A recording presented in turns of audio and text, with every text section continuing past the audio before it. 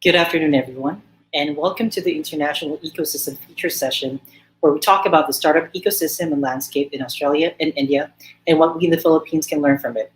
My name is Marian Camacho, Business Development Manager for Draper Startup House Manila, and I will be your moderator for this event. This session is co-organized by the Technological Institute of the Philippines Nurture Innovation Technology Revolution Office, or TIP Nitro, a university-based incubator funded by DOST and Wadhwani Foundation, a not-for-profit organization with a primary mission of accelerating economic development in emerging economies by driving large-scale job creation through entrepreneurship, innovation, and skills development. So before we begin, I'd like to introduce our distinguished panelists. First, we have Paula Mills, founder and CEO of the Academy of Entrepreneurs based in Sydney, Australia. After a decade of working in the education industry, she found a gap between education and the growing startup ecosystem. So Paula partnered with 16,000 global entrepreneurs from 50 different countries and working in diverse industries to start the first nationally accredited incubator in the world, the Academy of Entrepreneurs. Paula also focuses on delivering social change, having set up schools, orphanages, and launching social projects in Latin America, Africa, Australia, and Southeast Asia. So thank you, Paula, for accepting our invite. Thank you. Honored to be here with you guys. Not here. I wish I was there in the Philippines, but big hugs and a big hello from Australia. Honored to be here. Yeah, we're also so glad to have you here. So I'd like to introduce Monica Mehta, the Executive Vice President at Wadhwani Foundation. Monica leads the Wadhwani Entrepreneur Initiative, which focuses on college programs in India, Southeast Asia, and the MENA region. Prior to joining the foundation, she was a director at Omidyar Network, where she led education and skilling investments, as well as providing grants in India.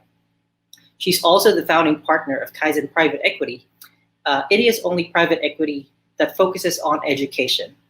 Her experience spanned across strategy, investments, and operations over the past 28 years, and she's also very passionate about impact investing, especially in the areas of education and the future of work, and has professional expertise in the areas of financial services and emerging technologies. So thank you, Monica, for joining us. Thank you for having me here, Marion. I'm really excited to share with my co-panelists some thoughts on, various startup ecosystem challenges and questions. So excited to be here. Thank you for having me. Again, also very thankful to have you here. So lastly, we have Shashank Randev, founder VC at 100x.vc. India's first venture fund that invests in early-stage startups using iSafe notes. Shashank has previously worked in large companies, including a SaaS startup, which he co-founded, which was eventually acquired by a Fortune 500 company. He brings entrepreneurial and investment understanding with 15 years of cross-functional expertise. He is also an angel investor and advisor with a keen interest in B2B emerging technology startups. Additionally, he is also a member of at PIOCCI, or People of Indian Origin Chamber of Commerce and Industry. Thanks, Marianne, for having me. It's an absolute pleasure being here, and I'm looking forward to the panel discussion and sharing my thoughts. Again, thank you for that, Shashank. So first off, again, thank you everyone for accepting our invite, Monica, Paula, and Shashank. And I hope you're all doing well, especially during these uncertain times.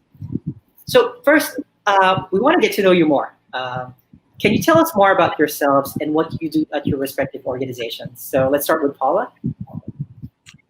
My journey is a long journey. I think I've been a social entrepreneur since the day I was born. I think every cell in my body shouts out social entrepreneurship. And it's not entrepreneurship, it's social entrepreneurship. So I've always had this passion for turning problems in the world into businesses that are going to make the world a better place. So I was born in Brazil, raised in South Africa, and I started my first social venture at the age of 9 in South Africa. Then after that, I got to live in Mexico City, where I started another couple of businesses with friends at university, also with a social impact. And then at the age of 18, my parents got transferred to Australia, and that's when it all became bigger and better. So we're very lucky to be in Australia. I've been living in Australia now for 14 years, and it's been an incredible journey. And Australia, as we know, I'm very lucky to be one of the best countries in the world for the entrepreneurship ecosystem, because we've got a strong economy, very innovative, and it's a very young community. But the best thing about Australia is that we're very multicultural, which means that you start a business and You get to meet people from all over the world, and you get to develop ideas and build projects. So yeah, so currently here at Academy Spinners, we've got students from 65 nationalities, and what we do is we give students the skills and network to succeed. So this was the gap that we tackled a few years ago. And since then, we have helped thousands of students around the world, across the whole world, really connect with themselves, with a purpose, understand problems, and build businesses that make the world a better place. So yeah, so honored to be here. I wish I was there in the Philippines. I was actually living in the Philippines until the pandemic started. Came to Australia for a one-day business trip and got stuck here for the last 8 months. So I will be back. You guys are my home. Well, we're so excited to have you back as soon as this pandemic's over and once it's safe to travel again. Yeah. So anyway, okay. After that, so Monica, any thoughts on? Yeah, we'd love to know you more and what you do at Wadhwani Foundation. Sure. So I've had a very unusual career path. Started off with investment banking for about 5.5 years. I really didn't enjoy that and decided to go get a higher education in the US. I really enjoyed my education experience there and figured that I have to bring back the best practices to India because my education experience in India as a student had not been as inspiring. So when I came back, I started off as an education entrepreneur. So for about 9 years of my journey here as an education entrepreneur, I dabbled in everything from skilling to K-12 to higher education. I kind of moved over then to the investment side of education and founded a private equity fund called Kaizen Private Equity with 3 other founding partners. And we raised as a first-time team $70 million to kind of invest across 11 investments in education. Very exciting because it kind of gave me access and understanding to all sorts of segments of education in India and globally. I then moved over to Omidyar Network, which is Pierre Omidyar's philanthropic investment firm, and again was leading education investments for them in skilling and the future of work and education, and got to understand the impact side a lot more. And like Paula was saying, it kind of inspired me then to understand more about and learn more, but also kind of give back more to the social entrepreneurship side of things. That was about 2.5 year journey, and we did both grant making as well as for-profit impact investments across the education spectrum. And had a small 18-month stint right before Wadhwani Foundation, where I was just advising and mentoring young education startups while I was supporting my young son, who's a budding squash player. But back to full-time working now at Wadhwani Foundation. It's been a 1.5 years and very exciting. Our primary goal is job creation in emerging economies, which we do through various initiatives. I specifically lead the entrepreneurship initiative, which we call Wadhwani Entrepreneur, where we support young college students all over the globe in about 16, 17 countries, Philippines being one of them, where we run our entrepreneurship courses in colleges, both the foundation and advanced course, and we really hope that we can support students to be job creators as opposed to being job seekers, and handhold them through that journey towards success. So yeah, that's my work, and I'm great being here and look forward to this panel. Yeah, thank you for that, Monica. And then Shashank, same question. Yeah, again, thanks for having me over here. I started my career way back in 2003 as an engineer, worked with a few companies in India, namely NIIT Limited, which was in education, still continues to be there, and Zensar Technologies. These are all large ITES companies. And then eventually stumbled upon an opportunity to become the founding member for a startup called VC Circle, which is a media research house capturing venture capital and private equity transactions. I headed the SaaS platform called VCCH, which I'm sure was being used by Monica's firm as well at Kaizen and many other private equity funds. We were fortunate enough to become, so to speak, the market leader in the domestic arena for research. Again, it was a function of time and the year which we were operating in. And we got acquired by News Corporation in 2015, which was a huge milestone. And having done research for 7 years for the private equity and venture capital industry, I also learned a lot about the whole evolving startup ecosystem. And that's what got excited me to kind of venture into active investments. Um, I moved out of the startup in 2016, but again was fortunate enough to get an opportunity with the San Francisco-based early stage accelerator, where I led their investments in India. We did 16 odd investments between 2016 to 2018, very sector agnostic, and then did a few angel investments before launching 100x.vc with four other partners who are more professional acquaintances and mentors to me. Each day I'm learning a lot from them. And the core objective at 100x.vc is to create a large set of portfolio companies at the early stage and being the first institutional check in these portfolio companies. And creating a set of 400 odd portfolio companies in India over the next 3.5 years to 4 years. And yeah, so we're basically building a discovery platform for the growth stage venture capital funds to come discover, identify high growth potential startups in various sectors from our portfolio. So that's a quick intro about me. Yeah. So thank you for that, Shashank. So for this round, I'd love to go through everyone and ask some questions. Some of this will be directly for each panelist. Some will be for everyone. So please bear with me as we go through this.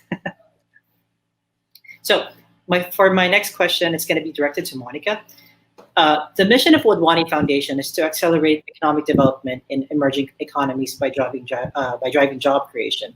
So it's very complex. So how do you navigate working with different stakeholders, such as governments, foundations, corporations, and educational institutions in fulfilling that mission?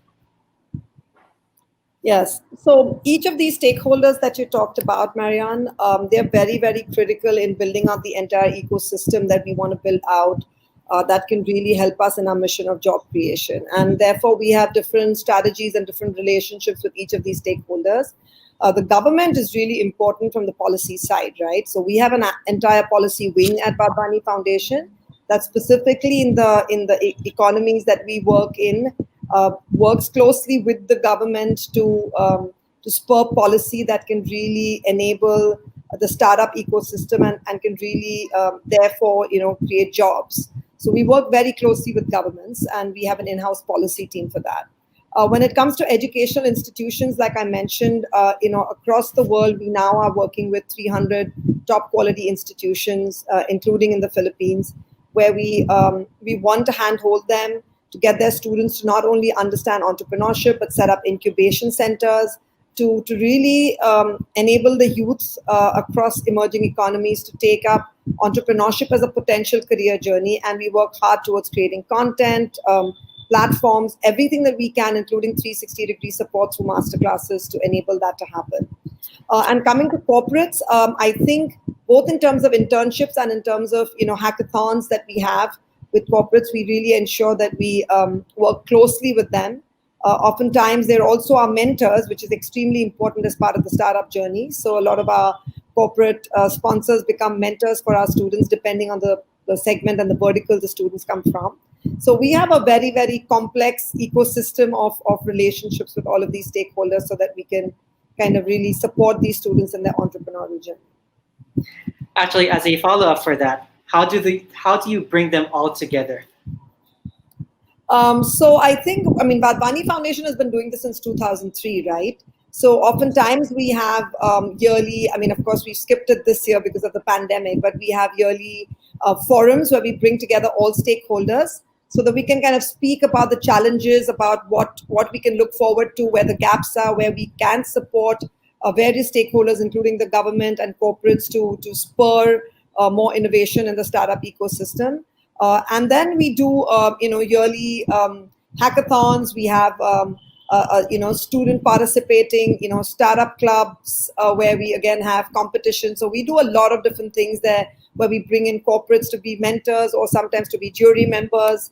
We also work with the media. For example, we had a show with ET Now called Wadhwani Takeoff where we were actually inviting startups to, it was almost like a Shark Tank kind of show, but in the Indian context, a lot of different things that, ensures that all sorts of stakeholders combine their might together to really spur innovation in the startup ecosystem.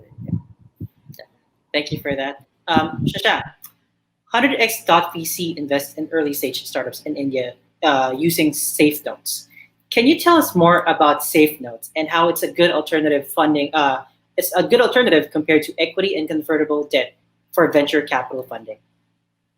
Sure. I mean, so to answer your question, I'll break it in two different parts. So one is early stage seed or micro VCs, and then you've got the growth stage VCs. Now, at the growth stage and private equity levels, a typical shareholders agreement or equity transactions make a lot of sense. But at an early stage, when you're starting your journey as an entrepreneur and you're looking for seed capital, which ranges between 35K USD all the way up to 100K USD, uh, the essence lies in how quickly can you get that money to build out the product and solution. Now, if it takes you 6 months to close the transaction because you're doing a shareholders agreement and allocating equity, and not to say that you're assigning a valuation very early on for your company, which necessarily not should not be the case, that those are the stages where an iSafe really works. Its ability to close transaction within 20 to 25 days without allocating equity upfront, um, the ability to get converted at a future round really helps at least the developing early stage ecosystem to quickly have successful, or at least we hope has a large number of successful startups and reduce the failure rate which happens at the seed level. And I think that's the important bit about safe notes. It's a new instrument which we've introduced in India. Typically in India, what was happening was, if you're wanting to raise a small check size of 50K to 75K USD, it could take you anywhere between 60 days to 90 days. With an iSafe, you can close the round within 10 to 15 days. And that's the core problem which we're trying to solve, is to quickly give access to seed capital to early stage entrepreneurs and help them scale and reach the next level so that they're able to raise a pre-series A to a series A.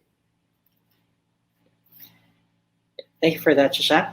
So, Paula, this is for you. The Academy of Entrepreneurs is very unique because students will be mentored by entrepreneurs who have built and scaled successful businesses and startups around the world. What was your why, your reason, or your motivation in building it? And so far, what role does it play in building the startup ecosystem in your community? So when we started Academy Spinners, we realized that most people weren't happy. They weren't doing what they loved. They weren't working towards a purpose. And we started seeing that the more students studied, the less employable they were. That academic education wasn't giving them the skills, knowledge, or connections for them to succeed. And we just really, really, really want to understand, why is it that 96% of businesses fail in the first 10 years? Like, literally didn't make sense. Google has free information. There's more and more institutions opening every single day. How come we aren't bridging these gaps, and the gaps only getting bigger and bigger? So what we did is we interviewed thousands of entrepreneurs to understand what is it that makes someone successful. And we realized that everyone's born as a leader to shine, but we haven't learned the entrepreneurial skills. So you can be the greatest photographer, videographer, but you don't know how to get your first client, how to do your social media strategy, how to manage your personal finance separate from your business finance, how to pitch to investors. So while we actually got really lucky. This wasn't part of the strategy, but while we were conducting market research to understand the gaps, what were the biggest mistakes that entrepreneurs made?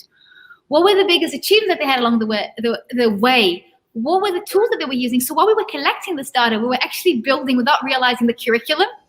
And then once the curriculum was all built, perfectly instructed, it was in step by step, it was organized. We went to the Department of Education with the idea of building the world's first accredited incubator. These entrepreneurs that had helped us along the way by joining us, filling out our surveys, joining our focus groups, coming to our networking events, and so forth, they were all waiting for us to launch. So by the time we launched, they were our ambassadors, and they filled up the school. So luckily, we didn't even have to raise funds. From the first month that we launched Academy Spinners, we were a profitable business because we had such a big community that believed in us. They contributed with the knowledge and skills and the connections, and they helped us build it. So it was built from the why aren't people happy? Why aren't they succeeding? Why aren't we making the world a better place?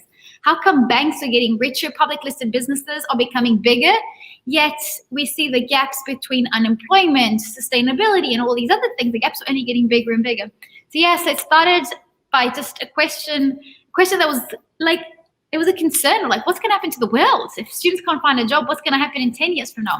And then we also got to understand at that time we were just targeting the millennials, and now we target obviously Gen Z as well. But when we started, it was like, who do you want to learn? You don't want to learn from a teacher that has an academic background that has just read books. You want to learn from world leaders that have made thousands of mistakes and can help us progress faster because they've got the experience. They can connect with our business ideas and progress. So when we launched initially in the first year, like one of the first requirements that we had is every entrepreneur that was teaching, they had to have businesses in 5 or more industries so they can really mentor the students into any part of the business, into any industry, anywhere around the world. So the first year, I think we had 34 nationalities in the first year, and then we started growing, and now we've got a community of 65 nationalities here in Australia. But we're doing some really amazing projects. Like one of the projects that we're doing now, it's gone from us challenging the government to now the government being one of our biggest partners. So like the Australian government, the Filipino government, they always call us and they buy projects from us. And recently this year, we've done an incredible project with the Panamanian government. So 100% of year 12 students in Panama have been rewired into entrepreneurs through our platform, and we've done everything online, self-paced, in an app that even works offline. So we're able, doing exactly what Monica's talking about. Monica, I need to speak to you afterwards. And it's not about putting them into job seekers, it's job creators. And that's what we did. We went to Panama and they went, how can you help us? We're like, well, jobs aren't going to exist because Panama lived off Panama Canal. Less people are having things going through there. So we need to turn them into like entrepreneurs. And then also with mental health, understanding who they are, connecting with their true life purpose, developing the talent in areas that they were truly passionate about. So it's been an incredible journey creating entrepreneurs, but like I learn every day, all of us, like, we've got the most incredible entrepreneurs coming in, but we learned from our students, like just 2 minutes before we started this, we had like 15-year-olds from like a Catholic high school, 2 hours from Sydney coming in, and the questions they were asking and the business ideas, and that's the beauty of the entrepreneurial community. Like the 4 of us here right now, the sky's the limit of what we can create together. And this is what we've created at Entrepreneurs, not just the skills, but also the network, because it's so important for entrepreneurs. Well, I really have to agree. I think this perfectly leads to our next question because, as you were saying, all the things that we're doing is building a great ecosystem in our community, like great startup ecosystem, a great tech community in our countries. How would you describe the current state of your ecosystem? Like in your case, Paula, in Australia, Monica and Shashank in India. How would you describe the startup ecosystem in your countries? What makes it exciting, and what are the challenges that you guys currently face? I'll start with Paula with this one. So thank you. So in Australia, we're very, very, very lucky because we've got one of the strongest economies in the world. Even obviously COVID has affected us, but even then, like everybody's still out and about and shopping. The COVID numbers have been very under control here. Like in Sydney, like I literally went out once for 30 seconds throughout the whole year. So we're very lucky that we've got a government that population respects and they follow the rules. So Australia has one of the strongest economies. It's depending on the ranking, the first, second most multicultural country in the world. Depending on the ranking also, Australia's ranked among the top 30 most entrepreneurial countries in the world. And it's very young and very multicultural, which makes it very easy for you when you introduce an idea. Everybody wants your idea. It's not like when you go to, Italy, where it's more traditional and they just go, when you go to Japan, it's about the hierarchy. In Australia, it doesn't matter if you're a girl, a guy, how old you are, what your preferences are for anything. We just embrace colors, people, and diversity. Everyone is welcome and everybody's got an opportunity. So that's super help us. Now, however, the only thing that I see, I personally believe Australia is the best country for you to start a business because it's just so open towards innovation opportunity. We've got a lot of money. But for you to scale your business, I think Australia is a perfect landing pad, testing pad. For you to scale your business, I think Australia will open all of the doors and then you can then jump into the Philippines, India, China, wherever it is, or United States or Germany. So I think Australia is perfect for you to test. But if you want to scale, we've got a population of 25 million people. How much can you scale? I was born in a country that had more than 25 million people. Here's the whole country. And the logistic, we've got deserts, and we've got so much ocean around and highways. It's like, so I think if you scale your business, and then you have to go to another country. And one challenge that we currently have in Australia is regulation. Australia is one of the most regulated countries in the world. It's even said that it's got more rules than the ratio than any other country in the world. So like this one is an incredible incubator and it's the biggest fintech incubator in the world. And the fintech regulation in Australia got so strict that they became a reg tech. So they had to completely pivot the biggest fintech incubator of the world world had to become a reg tech because it's all about regulation. So it's great for you to start things in Australia, but as you start scaling, the government starts going, what are you doing? Let's put some rules here. And that's what I suggest everybody do. Like, test it in Australia, you'll have a profitable business from the first year. Like, it's so easy. Like, I've never met anyone that works hard that didn't have a profitable business in Australia in the first year. But if you want to scale and really shake things, then just move your head office, like, I don't know, like Singapore or somewhere. Yeah, so I'm just telling you guys, like, really, really, like, insight that even some Australians aren't aware of. Having lived in South Africa, Mexico, Brazil, third world countries, developing countries where you can do anything and everything's a possibility, I find that the rules to scaling your business here can be a little limiting. So there's an incentive for you to start, but we've got something in Australia, it's called the tall poppy syndrome. So poppies are these little flowers, and as soon as they start growing too much, they catch you. They want everybody comes to this point. Everybody's just like upper middle class. It's far too much, so like, let's bring it back to reality. But for us as entrepreneurs that want to break the rules and shake things, it can get a bit suffocating, and that's when I just jumped in the plane and moved to the Philippines, because Philippines doesn't have this. Philippines is all about growth and let's become bigger and better every day. So Yeah, thank you for sharing that. That's very exciting, especially coming from, Australia has always been one of the epicenters for development in the Southern Hemisphere. It is the largest, I think, ecosystem in the Southern Hemisphere. So it's really amazing that you're sharing these things, and it's a great opportunity for our startups in the Philippines and everywhere else to start a business in Australia, specifically in Sydney. or even like testing around. If you look at Facebook, Apple, all of the Google, they test all of the products here. Because not all, but a lot of the products are tested here because we've got, like, we're open towards innovation. Everybody has an iPhone, an iWatch. Like, it's just, the economy is so strong and everybody loves having the first, like, the newest thing in the market. We see a lot of businesses, they come in, and even like traditional business, they come in and they test little products here. And if it works in Australia, then you've got like literally, we're based in Pyrmont, 5 kilometers from us. If you drive 5 kilometers in 10 different locations, you'll find 10 different suburbs with 10 different nationalities. Instead of me having to fly to India, I can just drive to Little India, which is like a 5-minute drive from here, speak to the Indian community, see if they like the flavor, the food, the technology, the app. They'll give me feedback. They'll open doors for connections. And by the time I land in India, I've already got the meetings booked. So I don't have to do market research, start from scratch in India, and start testing it in Australia. And Sydney, of course, like, it's where 87% of the startups are created in Sydney. So yeah, and it's just all created like in the suburb we're in, like we're in the main area. Oh, that's it. That's incredible. Thank you for sharing that. Shashank, let's go to you. Same question. How would you describe the startup ecosystem in your country, and what makes it exciting, and what are the challenges that the ecosystem faces? So I think India is at a very interesting point in its journey, and I've been advocating this thought, and I've been discussing with the ecosystem players for a very long time that this time, even during COVID, India is at a point where possibly Silicon Valley was in the 1960s. You've got a lot of innovation coming in. We have a host of startups.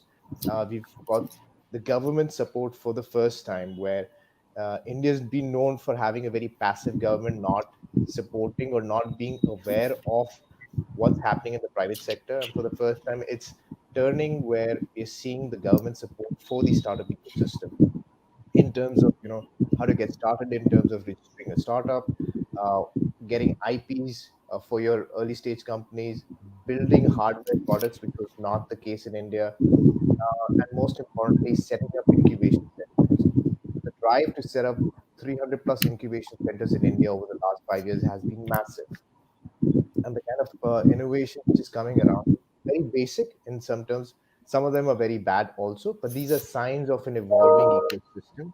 And if we continue to do this process, then India is kind of poised to cull out a higher number of successful startups. So that's where I see this ecosystem right now. And I'm particularly very excited. Hence, we launched this fund 100x.vc because we felt that we'll have the opportunity to invest in 100 companies every year, because we'll see so many companies coming out which have the potential. The other interesting part of the ecosystem is, for the first time, we've got a huge population, right? And unlike China, it's a democratic country. It's not a restrictive country. So each state has its own buying capacity, consumer patterns. And also, what has changed fundamentally for India is our in the hinterlands, or tier 2 and tier 3 cities, which we call them, never had access to great telecommunication. And for the first time in the last 10 years, a small boy owning a $100 phone in tier 2 is as powerful as I am in terms of observing the content he can watch on the same data plan. Whatever I choose to select and watch, he has the same power and choices to make, and that in itself is a huge differentiator. Now, if entrepreneurs can build something valuable to cater to this segment, whether it's education, content, um, retail, whatever, therein lies a great opportunity. So I'm very optimistic and very gung ho about the Indian startup ecosystem because, as I said, we are poised. The timing has come where things, for the first time, seem to be in place. If we don't take advantage of the ecosystem now, then it will be a missed opportunity. So that's my take on that. In terms of challenges, there are just so many, and like any other evolving ecosystem, those challenges are good to have because if you have problems, you'll try and work towards solutions. So there is still a gap between the private and the government, and bridging that gap on a practical level, right? So for instance, quicker access to grants for incubation centers or incubated startups, we are seeing them, but they're not very easy to come by. Access to private capital and the process of kind of uh, ensuring that you're building out hardware startups and then helping them scale, and largely the corporate innovation bit where you're able to connect with larger corporates. The corporates are still evolving in terms of how they work with startups, changing that mindset. You don't require you need not only the private investors to advocate that to the corporates, but you need government support. You need other bodies coaching these guys to work aggressively with startups. So those are again teething issues of an ecosystem. But as I said, very exciting time for India, despite COVID, and I'm particularly very excited about how the landscape will evolve in the next 5 to 6 years. So that's my take on the Indian ecosystem. I think Monica will also add to that. Yeah, I think Shashank has pretty much covered it really well. Just a couple of more points, maybe on the really positive side of things. I think Shashank did talk about us having a large population. Adding to that, it's a very young large population. So we have the demographic dividend, right? And there's a lot of good quality talent coming through, which is really important for a startup ecosystem, to have young quality talent that's really excited, that's innovative, that's really thinking out of the box, that knows what it takes, to build products and services for Gen Z and for the millennials, right? And I think that's really adding to everything that Shashank was talking about, to have that pipeline of young talent coming through. On the challenges side, again, Shashank did cover everything, but I do think that they continue to have. I know that I have a lot of young startups coming out through our colleges. We have almost 700 of them coming out every year. But access to financial resources, even today, is not as easy and as quick as we would like it to be. And we need many more of the 100x VCs, right? For that very early stage seed investment to happen. It sometimes takes forever to make that happen. On the government side of things, of course, there is the Startup India mission. I was involved a year ago in getting Gates Foundation to give us a grant for us to actually support through our programs, incubators and accelerators across India that have been funded by the Atal Innovation Mission in our country that supports, the acceleration of incubators and accelerators and their growth. But what I did find is, there is, we're more focused on inputs than we are focused on outcomes, right? And if you really want to think about outcomes, then you've got to be thinking about success of startups and not, how many startups that incubators take into their cohorts. Did the funding happen? But really, focusing on outcomes. So I just think that while the government, like Shashank said, is really excited about the startup ecosystem and is supporting it wholeheartedly, and I've worked closely with them, I think there is a mindset shift that needs to happen in terms of what are we measuring and how are we measuring the success for our startups. And lastly, I think I only want to mention, as an investor, the only thing I really look for is a great quality team, right? And we continue to explain to our young students that having the best co-founders, and we kind of joke about having hustlers, hackers, and visionaries in a team. It's important to really have a right mix, and therefore, sometimes when I see startups fail, I think having the right combination and good complementary skill sets. I mean, that's true for almost every country. It's not specific to India, but I think that our young population still needs to learn about having a good, well-balanced team. Yeah, those are the things I would say. Yeah, well, we always teach here, Monica, at Account Spinners is emotional intelligence. You need to be emotionally connected with your strengths, your vision, and build a team that is aligned to your values, but also a team that complements each other. You don't want to have everyone as the hustlers, the hackers, and that's where a lot of startups get wrong. Like they just find a co-founder that's exactly like them, or they give away half the shares of the business because this person sounds really good and they haven't really tested. And yeah, humans, it's the hardest part of the business. And I remember when we were conducting the initial research, it was just like human resources for 100% of entrepreneurs, they tick the box. That was the hardest part of the business. And it's the hardest part when you're starting a business, when you're scaling, when you're exiting. Like that's why most mergers and acquisitions don't work, because the culture is not aligned and things fall apart. It's a hard, hopefully in 8 day in the future we'll fix that for us. You know? I think, a good team, even if they have a mediocre idea, sometimes can really build a successful venture. And sometimes, mediocre teams with great ideas, land up not being very successful. So yeah. We had an entrepreneur the other day teaching us here this is just like your organization is as good as your worst staff. Because all it takes is one bad person to lower everybody else's quality. It takes one bad customer service to ruin your whole business. And it could be someone at reception that is not even making a strategic decision. But that's why people management and building the right culture and training and upskilling and understanding each other's differences and complementing each other is so important. But it is very hard. It's more than a full-time job. It's so hard, especially as a founder. Yeah. So I like to add to this point, just on a side note.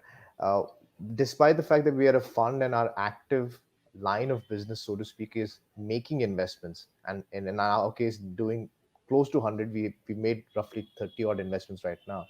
One of the initiatives which we started, and adding to Monica and Paulo's comment, is we came across a lot of early stage founders who were single founders. And one of the criteria is to invest in co-founding teams, complementary skill sets, as Paula highlighted. So we started doing a non-for-profit initiative called Founders Dating, where we shortlisted single founders and the products which we felt have the potential to scale, and on the other side we tried identifying talented individuals in marketing, technology, so on and so forth. At the face of it sounded very easy. It wasn't, because coordinating these guys, bringing them onto the table, was a huge challenge. We did get great applications, but then the fact that when you got them together, some resulted in coming together and co-founding. But then what we realized at our stage, despite the fact that we are a fund, we require more of these initiatives, particularly in a developing ecosystem like ours, where a lot of founders are starting up, but they don't necessarily have access to co-founders.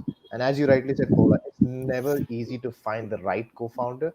And when you do, sometimes you're not aware of how to go for a co-founders agreement, how many shares should you allocate, what roles should you decide, because everybody's so excited in the initial stage of developing, right? And those nuances get missed. So that again is a gap in the ecosystem, and I think at least in India, a more structured process should be there around it. But again, as I said, I'm very optimistic, so I'm hoping that it will get solved eventually. There's a great book by Mike Moyer. He's based in Chicago, and he wrote this book called Slicing Pie. And it starts giving you understanding, like, how much is your business now? How much is it going to get to? And then you start giving shares as people are achieving it over time as well. We all recommend this. But it's very hard. People get really excited, or they give more shares because they don't want to lose the person. And yeah, you can super get it wrong. And I think the same goes with mentors. So this week I was teaching a project over in the Philippines for ISIP through PhilDev and the United Nations, and it was a fund from the Australian government that was helping the Philippines.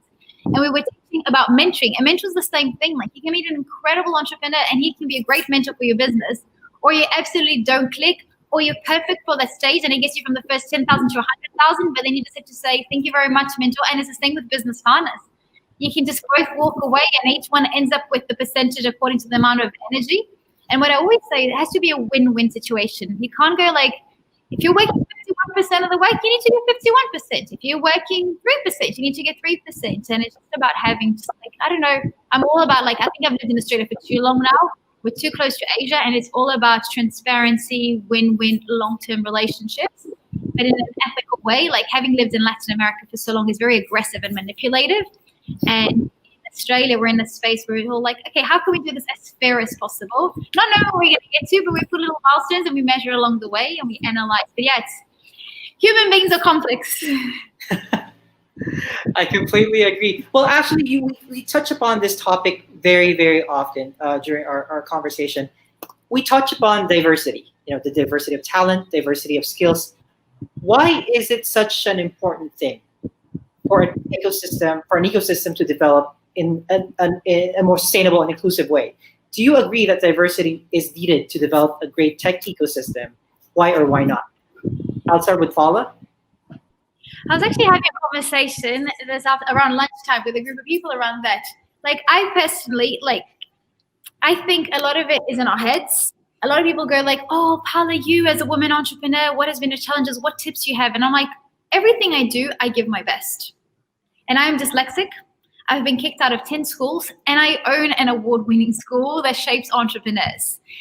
And I think it's all in your head. I knew I was different, but I've always been very aware of my strengths and weaknesses, and I let my world shine with my strength, and I'm aware of my weaknesses, and I'm happy to communicate with everybody else so I can collaborate with others. So we talk about diversity. Of course, the more diverse we are, the more we can collaborate. If we have the transparency and honesty of everybody being open and collaborating. So I've seen a lot of organizations. Like the other day, we do a lot of projects with Google, and the other day we had the Latin American Googler community, we had Academy of Entrepreneurs, and the BGN, the Black Googlers Network. And they were talking about minorities. And I'm like, we're not the minority, we're the majority of the world between Latin Americans and the African community. Like, that is a huge percentage of the world. And I think a lot of it is to do with the mindset. It's just us walking into a meeting, into a panel, into a partnership, and just go, how can everybody win from this? And I love, and when one goes to say that she's investing in social impact project, and that's what we need, is what is the impact we're going for? How do we measure, and how can we collaborate towards it? So of course, the more diversity we have, the more we can connect with each other's strengths and create an impact. But also, I think the more diversity we have in an organization, the more we can be emotionally intelligent to see the signs and do the design thinking, how do we build empathy? We've got different people around. We start learning how to listen to the signs and get better products and services and UX out there. But I see it as something super positive. But I don't see a lot of people criticize women empowerment and women need more rights and more investment. It's just women, if you want more investment, have you asked for it?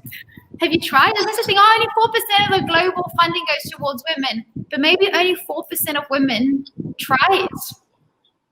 So I think there's opportunity for everybody. I think a lot of it that we see that are the gaps that are the walls between communities is because people aren't trying. And it's exactly what Shashank was saying, is just a kid with a mobile has exactly the same power as all of us. But it's about the kids going and just going, I need to stay, take it forward. So yeah, so the more diversity we have, the better it is, as long as it's all going towards a positive cause, that everybody's transparent and working towards the same goal and using each other's strengths. From my point of view. Thank you, Paula. Monica, would you like to add? Or would you like to answer the question, not necessarily to add? Yeah. No, I mean, on diversity, I think we both, when I was at Omidyar Network, and we continue to do that at Wadhwani Foundation, whether it's diversity in terms of gender and, empowering women, folk more, we support a lot of incubators and accelerators that are focused on women and women in technology. So we do that a lot. And I think that that's important. And I agree with Paula. Every time I talk on any women-led forums, I'm always saying that, it starts with you, right? I mean, you can blame 20 different people around you saying, well, so-and-so didn't give me an opportunity. And this is what happened to me when I was 10 years old and et cetera. I mean, whether it's social, cultural, whatever it might be, but you've got to go out there and of course I give examples of myself, which I'm not going to do here, but of things that I just took opportunities by the scruff of their neck, and you just got to make it work for yourself. You've got to go out there and ask for what you want, and more often than not people do to relent eventually, right? So we do work on gender diversity, but I also think in a country like India where we are already so diverse, right? I mean, India could be 18 different countries actually. And I think that diversity in talent is also extremely important. We talked about it from a starting team perspective, like the hacker, hustler, visionary that we keep talking to our students about, that we need all sorts. But also people coming in from just for example, in India, the west of India is known to be extremely entrepreneurial. But if you go to the south of India, you will see extremely high quality IT talent, right? You go to Bangalore, you go to Hyderabad, you go to all of these south cities, which are our large metropolitan cities, you'll see a very strong IT talent or IT pool coming through. And almost all of North India is a hustler. I mean, you can just go to any little town.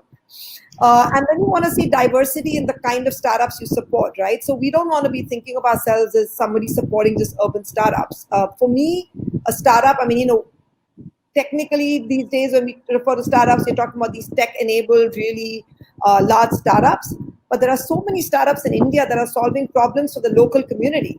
And for us, those kind of social entrepreneurship startups. So when I think diversity, it's cutting across all of this, right? Environmental, social, gender, all sorts of diversities that you want to kind of address. And we try to do that as much as we can. I mean, I'm not saying we're successful at everything we do, but when we think of diversity, we want to kind of cut across all of those parameters. Yeah, thank you for that. Actually, you mentioned something about investing from not only within the cities, investing in the startups coming from the rural areas, like coming from other cities, which are not necessarily the metros. In the case of India, it might not be Bangalore, Mumbai, or Delhi, right?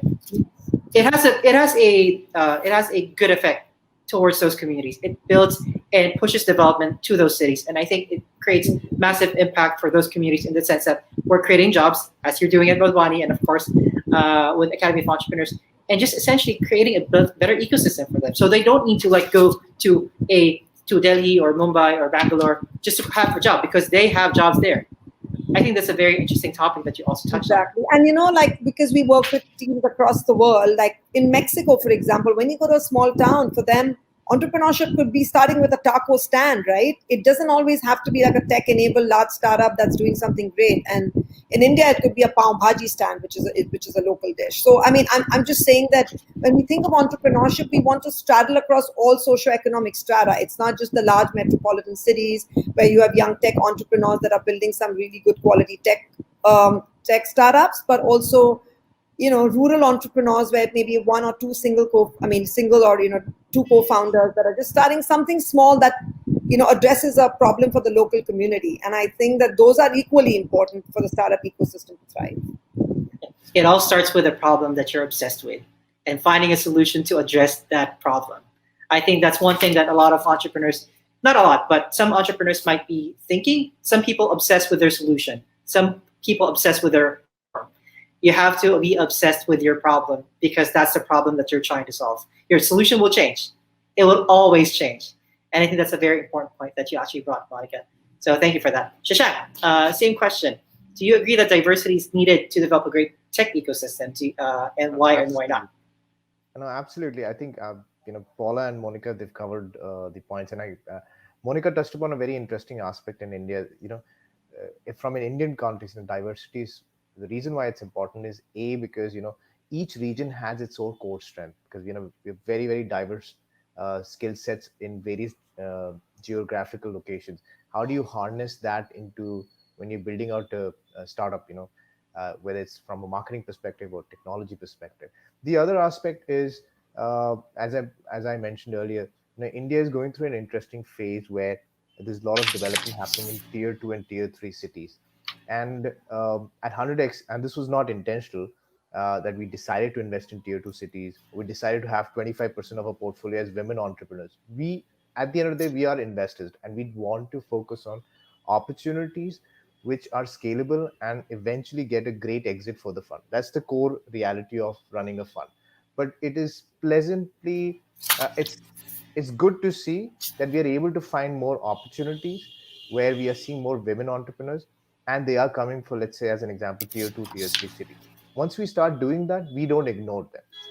And I don't think so any smart investor, any investor would do that. And those are signs of, having a thriving ecosystem. So, again, adding to Monica and Paula's comments, so I completely agree with them. We cannot afford not to be cognizant about this, I think. And much earlier on in the terms of how you're educated also, I think when you go to co-ed schools, you work together and different skill sets, right? I went to an international school in Thailand, thanks to my dad's traveling job. And that was the most vivid experience. And from there, I landed up in a tier two city in India to do my engineering, where I saw people from different states in India. Two very different experiences in a span of 6 years, and that taught me some very fundamental lessons of how you cannot afford to have opinions about people, or or have a mindset that, okay, this guy will not be able to do that. You just never know who can deliver what under a certain situation, and that skill set in a startup can be make or break. So we're very, very open, and I think as a fund, and most funds are still getting adapted to how they should look at more women driven entrepreneurs, more diverse teams, and how do you eventually build a pattern to identify those skill sets. I think it's still an evolving field, but you just can't you can't ignore it. You need to be very cognizant about it. Okay, thank you for that. So I want to dive deep into a current issue, current situation that all our ecosystems face, the coronavirus pandemic. And it has affected our economy one way or another, including the tech sector. No one was spared. How do you think your ecosystems adapted to what we call as the new normal? And what are the opportunities that you see out of this? I'd like to start with Monica. No, that's a really interesting question. I would say that there are some sectors that have done really well and people have really chosen to pivot and make the most of this opportunity. In India, I mean, at least from the time we had the lockdown in March up until now, I think a lot of food and food-related startups have done well, but have also chosen to pivot and understand what the needs of the customer are, and have kind of chosen to pivot their business model and ensure that they are supporting those startups. I think education has been another sector that was, EdTech was not as prominent as it was, prior to COVID.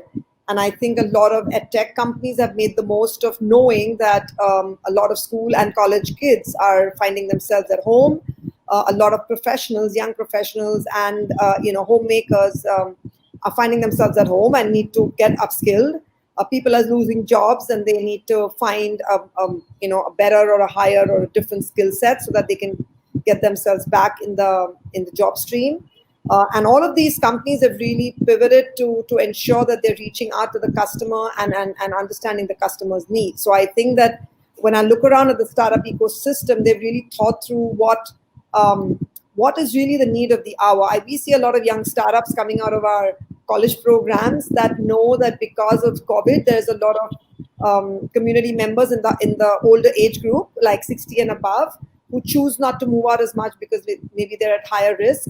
And what are the kind of products and services that age group might need, so that whilst they're sitting at home, they can still be served with everything that they might need.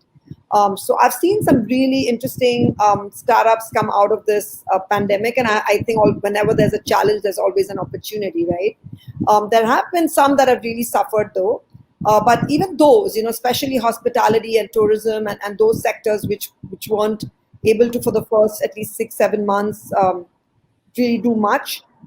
They've pivoted themselves in terms of what they can do. So, for example, travel sites that were only dealing with maybe international travel or even within domestic, traveling outside of their city, suddenly started talking about getaways from the city, maybe 2 hours away, where you can just drive and having villa stays. And I have a friend myself that deals with this business, and suddenly there were like at least 35 villas that I never knew about just around Mumbai city that I live, where within the span of 2.5 hours of a drive, so that you don't have to be on a flight with your family, you can actually go and have a wonderful holiday, right? And we hadn't thought about this.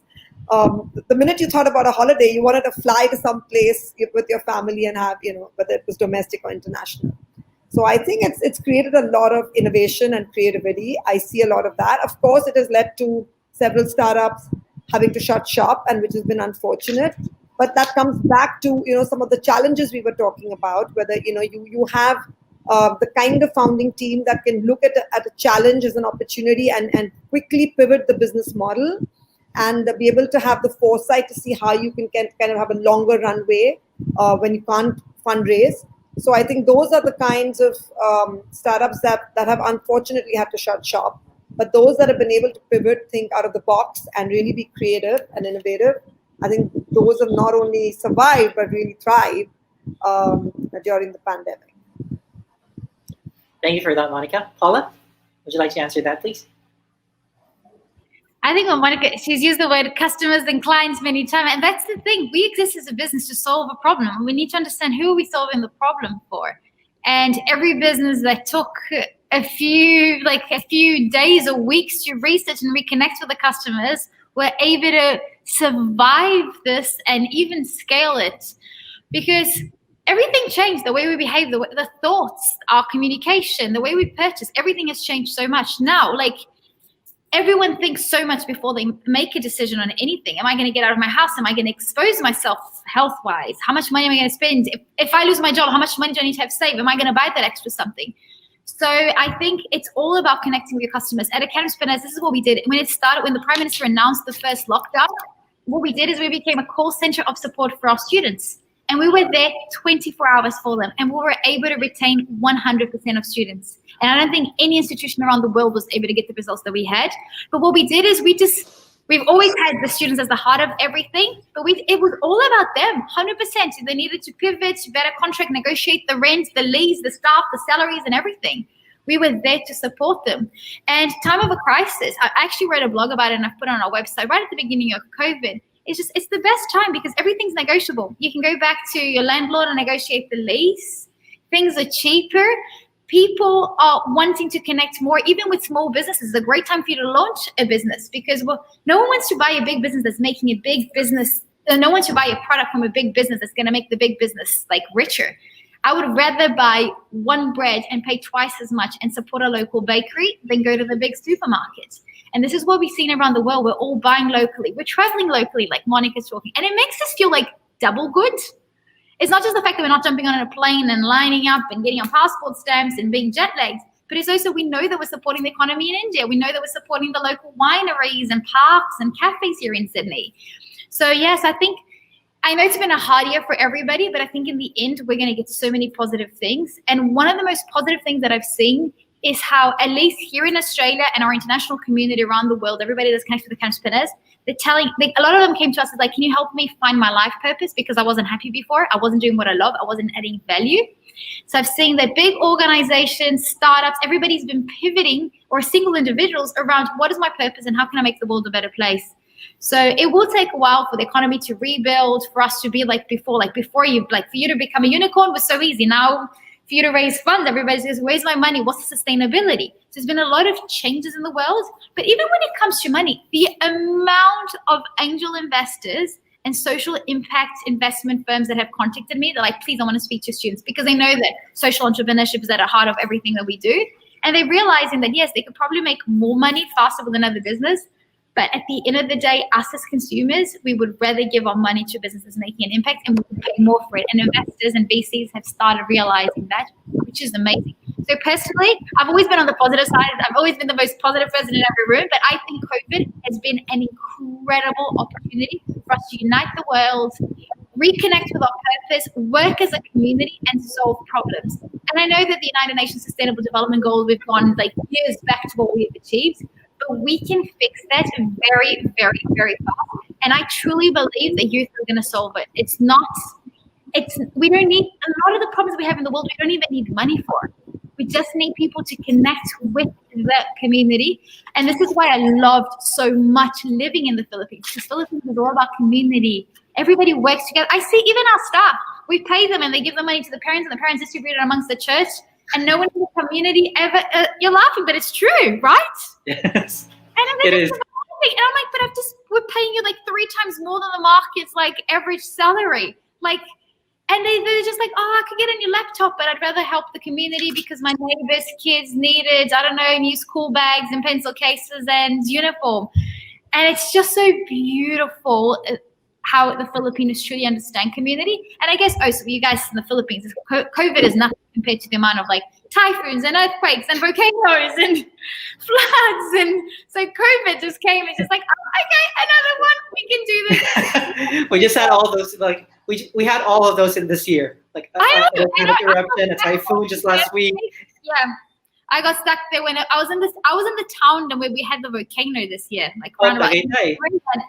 So yes, I know. Yeah, but I think it's just In the end, like right now, we're still like in adaptation stage, and we know humans don't like change. Like entrepreneurs love change, but the overall community, no, like everyone's scared of change.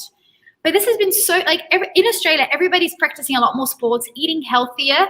Everybody's learning how to cook, playing an instrument, looking at what impact they're creating. And it's not just like, I don't know, like last year, everybody was talking about the straw campaign. And I'm like, really? You're talking about straws?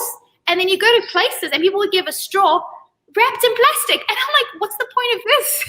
If you really care about sustainability, why the hell is the straw wrapped in plastic? It's all about plastic, like, and then you give like a sustainable, like recycled box for your takeaway food on a plastic bag.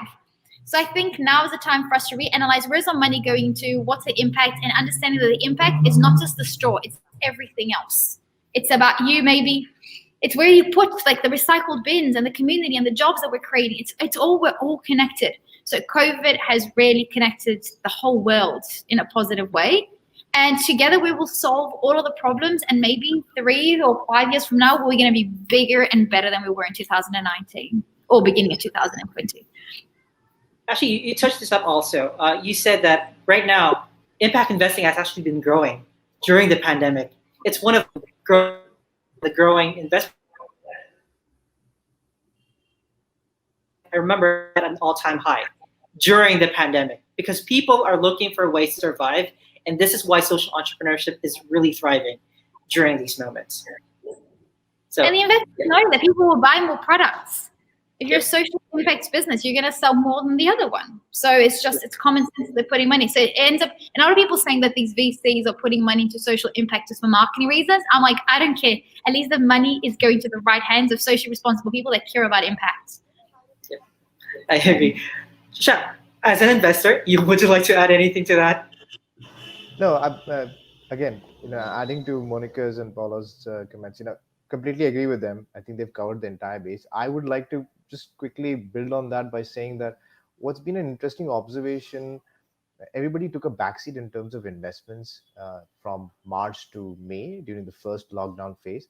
And what we started seeing in India, which is from a population perspective, very concentrated in Bombay, Bangalore, NCR, maybe Chennai and Calcutta, right?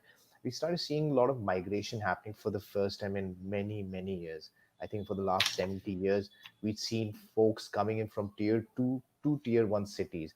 And I think never before had I or anybody in my known circles seen the reverse migration happen. Now, that clubbed with the connectivity in their hometowns, and then some of them, or rather most of them, deciding to stay back, is a sign that there is a potential for the local tier 2, tier 3 ecosystems to evolve. Could be technology enabled, could be, for an example, local artisans in Assam, which is the northeast part of our country, where bamboo as a plant is being grown, but the byproducts are not being pushed forward. Those kind of communities are developing. From an ITS, we've invested in a tier 2 company just because they were A, building a scalable product. B, what was very interesting is they were initially based in Bangalore, and let's say their burn rate was $100 a month. With them being placed in this city, their burn rate was like $25. They were able to get more talented folks, work in a cheaper place, had the same connectivity, same internet connection, same channels to develop. Just the cost of operating that business was much lower, and that's what made the story exciting. So those channels are opening up for the first time. So while COVID is unfortunate, but I think it's also come at a time where we've been, as Monica mentioned, right? Education technology was sitting on the sidelines for many years. She was the founding member for Kaizen Private Equity. I mean, Kaizen had done multiple education investments. For the first time, one of our portfolio companies is an education SaaS company. Up till March, they were at like 500 odd customers. By July end, they were at 9,000 customers. They're basically an online SaaS tutorial platform. So you can kind of come onto the platform and start building your videos. That need to come online, that need to do video conferencing, that need to just collaborate and get the work done, no matter if you're able to meet physically or not. has risen exponentially, and that is cajoling, forcing uh, people to kind of just adopt the new digitization methodologies. Another great example, which I feel India has, a great opportunity for India, and not only India, I believe Philippines, Australia, wherever, right? Small, medium enterprises which were not digitally enhanced or digitally available to the ecosystem. For the first time, they've been pushed to go digital. And on a final note, I'll give you another example. Manufacturing units which had been using 50-year-old machines for the first time now are testing out automation solutions so that they reduce the number of 15 odd employees who are using the machines, as opposed to just bringing it down to two people due to COVID and for better productivity. So those kind of those kind of IoT solutions are emerging. Those kind of um, artisans in tier two, tier three cities getting the opportunity of a shorter distribution network, their margins increasing. All those business models are emerging, which is very, very fascinating. And and and I feel that we should be able to leverage this opportunity, as Paula said. Right? This is a great, great opportunity in terms of how you look at it, and this could really define the way uh, how we operate globally. Even in terms of global collaboration, for the first time, you know, uh, if we really had to had a conversation, Marion, Paul, all of us would not necessarily get on a conference call for such a long time.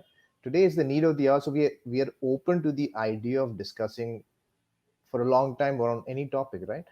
And that needs have changed. I'm getting a little excited, so I have one final point. The final point which I've observed is even in terms of sales cycles being reduced. Today, if my salesperson goes to an office, right, the travel time, and then in India, you typically wait for 40 minutes or 30 minutes outside the office.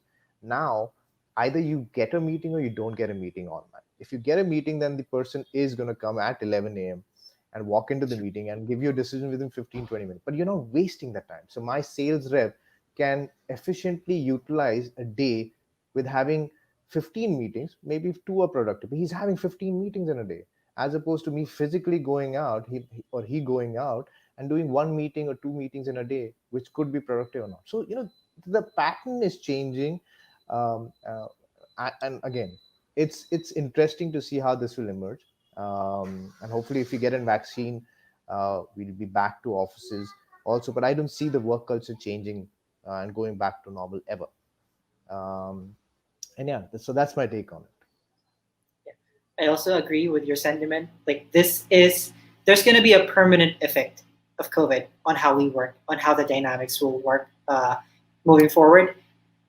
Which actually leads me to my next question. Because global collaboration has, I'd say, is at a very, very different dynamic compared to where it was before. It was whereas, as you said, Shazam, when you had to meet like this, you had to physically travel to a country, and then do a conversation like this. Whereas now it's generally acceptable for people to talk using laptops and mobile devices. So with that though, going back to the Philippine market, and since this new dynamic is opening up for us, what opportunities do you see for Filipino startups that are here to convince them to expand into your respective markets? Because again, it became easier now.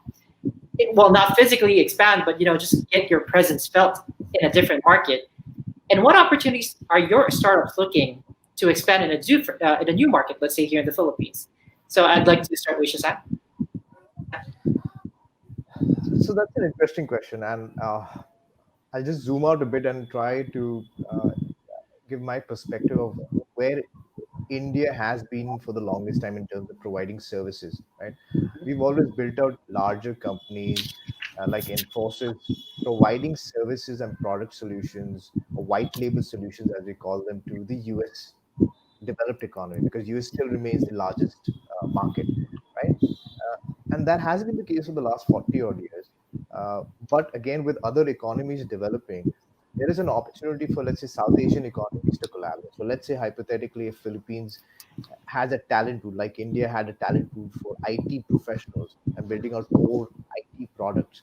So if Philippine startups have strong potential for XYZ product offerings, or let's say IT or whatever, right? It did pick up on the back end operations a few years ago in terms of setting up a lot of call centers, because Filipinos has the largest English speaking population, right? So that's a huge opportunity, and that has been leveraged by most of the business process outsourcing folks for many years.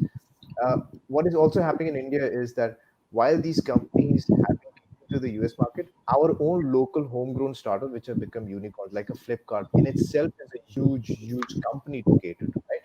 And they also would require white label partners, channel partners, uh, various channels. That piece, if you really think about, is picking up, where India can also become a ground for other innovative companies, not only from India, but outside, let's say Thailand, Philippines, Indonesia, to come in and start doing testing out their products, partnering, or doing a proof of concept.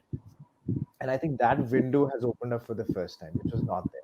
We weren't, I think, open also in terms of engaging with any other company. A lot of Israeli companies have been coming in India and innovating in agri tech, right? So that opportunity is open, and I think that's one way of businesses in your country which can start collaborating with various channels now. As Monica said, there's Startup India. We've got a great inter country collaborative opportunity over there. We've got various incubation centers which are collaborating with Indian startups, but also inviting a few international startups to kind of set up their more product offerings over here. And then there are funds who are not only focused in India, but also looking at investing in Southeast Asia. And there are a lot of them in India. So those channels have opened up, and hence I think it would be interesting to see, while 100x only invests in Indian companies, but again, there's just so many companies for other South Asian startups to partner with in India, and I think that in itself is a great opportunity. Thank you, Shashank. Monica, would you like to add to that? Sure. I think Shashank covered a lot of what I did want to say, but just more specifically, a couple of companies, especially because I was involved with one of them. So Caliber is, the Khan Academy for Jobs, right, in the Philippines, and it was our investment at Omidyar Network. And I think it's very well poised. It's probably one of the top few startups in the Philippines now, and it's a job matching website, but I think that it as a portal, it has the potential to explore all of Southeast Asia and perhaps even India. I mean, at the time that I was at Omidyar, I would often, really try to convince the founder to do that. I mean, I'm not really sure where they are. I haven't been tracking them as well, but I definitely think that there is potential for them. I also think, Brainly Philippines, which is a homework help for students kind of a portal. For example, Noon Academy of Saudi Arabia. I mean, you wouldn't think of Saudi Arabia as an absolute, tech hub, but they've been a very interesting education startup that is now started in India. I mean, they're also a homework portal for students, and I think Brainly Philippines can also do extremely well in a country like India. So I think that there are different aspects, of course, at the government level as well, but even at the startup level, there are a bunch of really well qualified, Filipino startups that can actually, enter India, but but really anchor themselves here and all of Southeast Asia as well. Thank you for that, Monica. Paula, I actually want to add to that. So again, the question is, what opportunities do you see for Filipino startups to convince them to expand in your market? Also, given that Sydney is the perfect place also to launch a business if you want to expand in the Australia, New Zealand market, and even Oceania to add to that. Yeah. Sydney's the best market, but I think first we need to acknowledge the talent within the Philippines, like the kindness, the community. Like there's so much that the world admires out of the Filipinos. I think first is the Filipino having the mindset, seeing that they're gonna add value, and everybody loves. Like here in Australia, we love the Filipinos. As soon as you say you're like a Filipino, automatically you're part of the family. So I think it's first the Filipinos coming in, understanding that their strengths are very different to the strengths that we've got here with the Australians, and knowing that the things that they can bring in, like especially when it comes to customer service and creativity, from music to graphic design to copywriting, which are things that are very expensive and very hard to find in Australia. I think that's a huge, huge, huge market. We used to have like a lot of call centers, but now we just click and we speak to a robot. But there's a few things that we need humans, and the Filipinos do it so well. So I think there's a lot of opportunity there. Like branding agencies, graphic design, videography, music, there's huge opportunity. And I always say, like, for you to test out your product, maybe bring in and maybe go into the Filipino community, because then they will connect you. And they could even, like, I've always been saying, like, buko pie, the little, like, coconut tarts. I'm like, there's like 100,000 Filipinos just around Sydney, and we can't find Filipino food. Like, it just doesn't make sense. So bring in these products, businesses, and services the Filipino community misses, and then you can expand, and then obviously you'll be connected to everybody. But there's a humongous opportunity for Filipinos to take what they've learned in Australia and expand over in the Philippines, or take it from the Philippines and bring it over to Australia. Like, the sky's the limit. I've never seen anyone meeting a Filipino without saying, oh my God, I love the Philippines. Like, everybody loves the Philippines. The Filipinos are customer service. When you hire the Filipinos, they're amongst the best that you can ever work with. The work ethics, they're just so good. So there's a huge opportunity. And this is what we're working. We're working with the DTI, the Department of Trade of the Philippines, of Sydney, and we're taking a lot of Filipino businesses and Australian businesses over, but we're also helping DTI over there bring the businesses here. So much opportunity for collaboration, because there's no point of us like reinventing the wheel. Like, there's so much that we've got across both countries that we can collaborate and then expand into other areas. But yeah, the sky's the limit of what we can do between Australia and the Philippines. But I think the Filipinos should be, I don't know, I think it's the fact that you guys have been colonized so many times. The Filipinos are always like, not always, but most Filipinos are waiting for someone to tell them what to do. And I'm like, you're a shining star. You're amazing when you do. Just go out and do it. You don't have to get like someone like an American or an Australian to believe in you. Just bring the product and everybody will believe in you.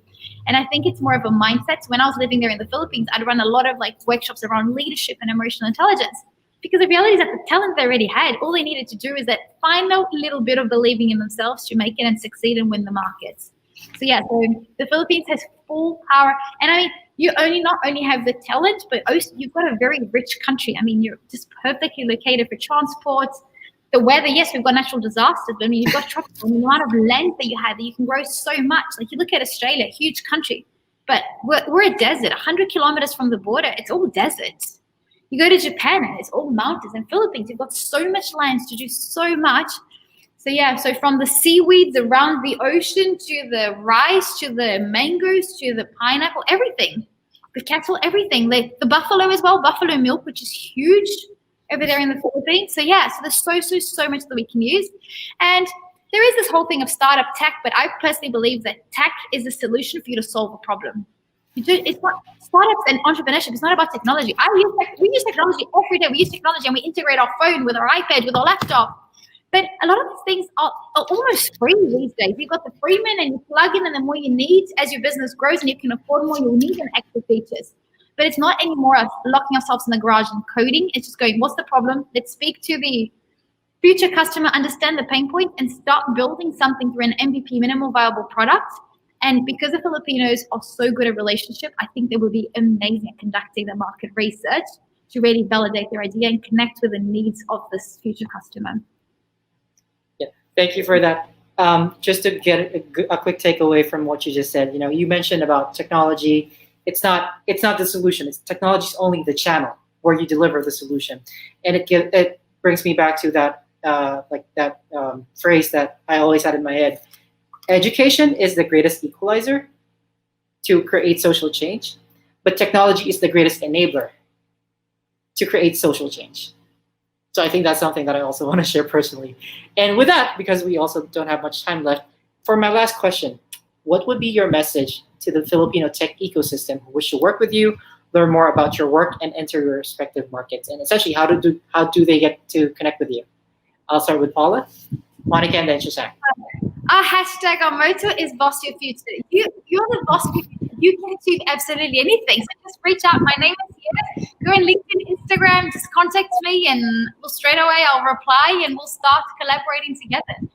Don't wait for anyone. Don't wait for COVID to be over to start. Don't wait for borders to open for you to start trading. Start now online, like we're doing now. This could have been amazing face-to-face, but maybe we wouldn't have made it to the Philippines all at the same time. And now we can do it online. So boss your future, set goals, work towards them, and don't let any things along the way stop you. Just listen to the signs and pivot.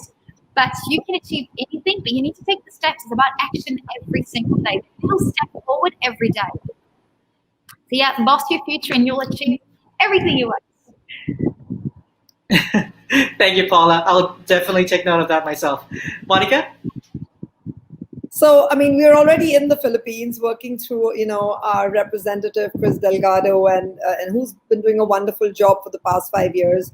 We are absolutely committed at Wadhwani Foundation to making a difference in the Philippines, right? Especially to young students that want to undertake the entrepreneurial journey. I think our next 1 year is going to be about building out the ecosystem. We're moving from, a small number of 2,000-3,000 students to 7,000 to 8,000 students next year, but we're really committed to hand-holding and supporting all the startups that come out of the colleges and universities that we are tied up with. But we're also looking to, collaborate with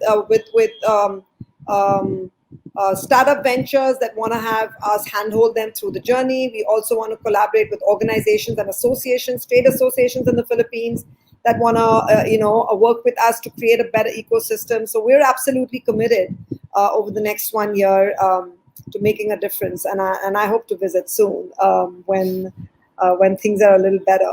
In fact, I keep looking. One of India's air bubbles is going to be with the Philippines soon, so I'm like, okay, I've got to wait for that so that I can get there soon. And yeah, we're really looking forward. I mean, we're already on that path, but we're really looking forward to make it. And anyone is just welcome to reach out to me, of course, but even to Chris, who represents us in the Philippines, and we're happy to help anyone in the startup ecosystem.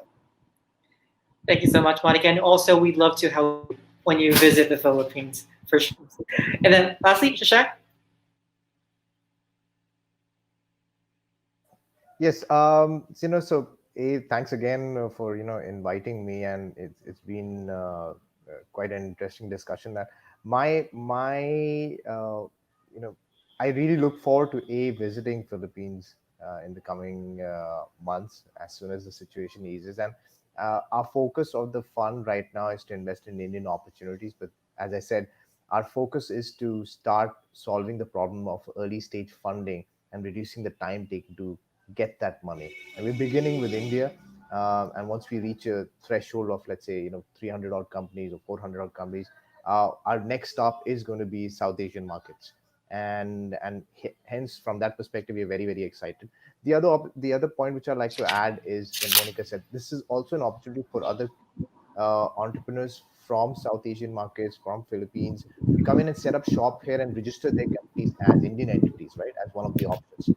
And if that happens, then again, you come under the purview of us looking at investments into those companies, irrespective of where the founders come from or their nationality is. So from that perspective, again, very excited and looking forward to kind of evaluating opportunities from the region.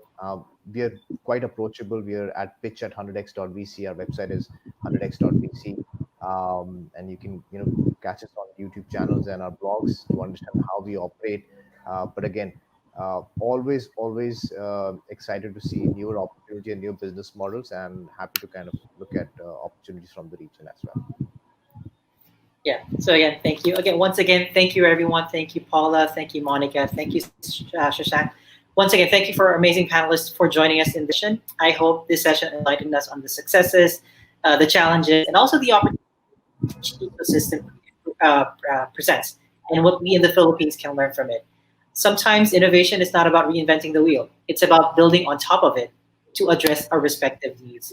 So with that, again, we would also like to thank TI Nitro and the Wadhwani Foundation for organizing this session. My name is Marian Camacho. Thank you, and we look forward to joining you in the Q&A session. Thank you, and stay safe. Thank you, Marian. Thank you, Shashank and Paula. Wonderful.